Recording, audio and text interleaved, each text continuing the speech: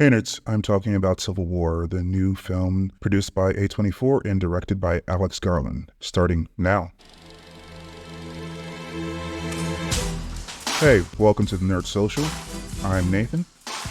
So, I saw this movie a couple weeks ago and didn't record a review before I left for a business trip, so I'm recording this on the road in Nairobi. So, in my estimation, Civil War is a film that not only captivates with its narrative, but also unnerves with, unfortunately, a close resemblance to the threads of our current society. The spoiler-free logline for this film is a journey across a dystopian future America following a team of military-embedded journalists as they race against time to reach DC before rebel factions descend upon the White House. As I mentioned earlier, this is directed by Alex Garland, who is known and well regarded for his films Ex Machina and Annihilation. He also did the very good Hulu series Devs as well. He's well known for a very cerebral sci-fi fare. This is more of a speculative fiction.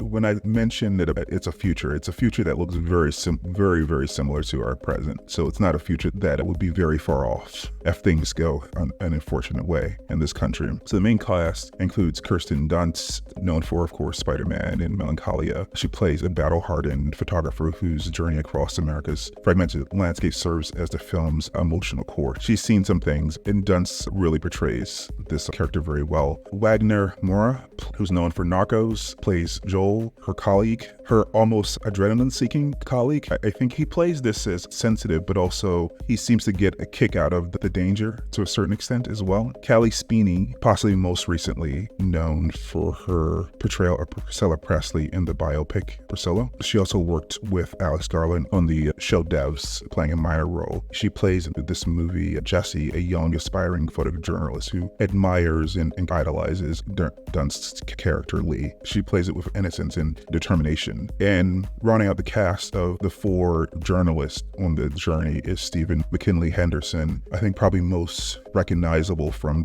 playing the Mentat in the first Dune movie. He also had a big role in the movie Fences with Denzel Washington. He plays Sammy, the older, wiser journalist of the group. So there are also some supporting cast members here. Sonia Mizuno, probably best known from House and Dragon, and Nick Offerman, both work with Alex Garland and Devs, have small but important roles in the film. And Jesse Plemons plays a very chilling character in this movie that you've seen the trailer hint at how twisted his character is, and very Jesse Plemons' role. All right, talking about the film specifically, the Civil War emerges not merely as a cinematic exploration, but a mirror to our contemporary societal fissures. As I'm recording this, just a few days ago, the beginning of April, there was a recent poll saying that 20% or 1 in 5 Americans thought resorting to violence might be necessary to achieve political goals. So this film comes at a really great time as a warning to those who don't understand the chaos that this country would descend into and the barbarity that this country would descend into if we had the sort of violence that we see across the world on our shores. The narrative of the film is steeped in visceral reality of a fractured America. It leverages its speculative premise to reflect on our current political and social turbulence. The film's power lies in its ability to weave the personal with the political, turning the speculative war into a profound commentary on the state of our union. Garland's direction ensures that the tension is palpable and profoundly unsettling as he masterfully translates the arcanery of war onto American soil. It challenges the viewer's perceptions of stability and order. Every instinct in me says this is death. And of course, as I said, the performances of four in general, the four journalists, Dunst, Moura, Speeney, and Henderson, are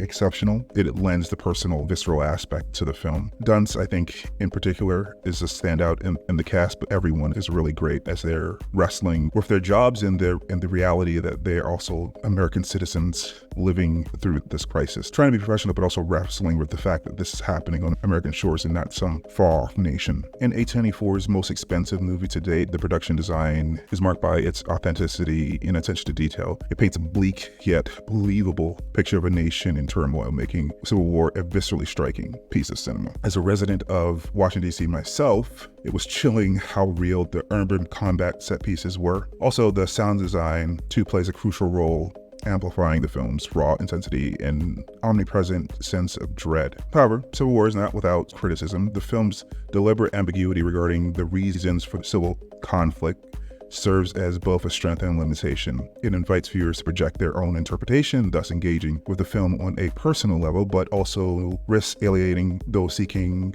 a more defined narrative structure. By focusing on the small group of characters, the film, as I said, is more visceral and personal, but there are major gaps about the conflict that the audience has to fill in themselves based on context and also their own view of the world. I will say that before the movie came out, the promotional material showed that California and Texas were allies in something called the Western Alliance, which many familiar with the political landscape in the US scoffed at. However, having seen the film, it is plausible that those two states would become at least temporary allies. Texas used to be its own nation when it declared independence from Mexico and often threats to succeed, and California has the largest subnational economy in the world. If California were its own country, it would rank as the 5th largest economy in the world, ahead of India and the United Kingdom. Anyway, in summary, Civil War stands as a potent, slightly imperfect reflection of our times, encapsulating the fragility of societal cohesion and perennial shadows of discord and division. It is a stark reminder of the thin veneer that separates order from chaos. It's a cinematic endeavor that is as thought-provoking as it is quite terrifying,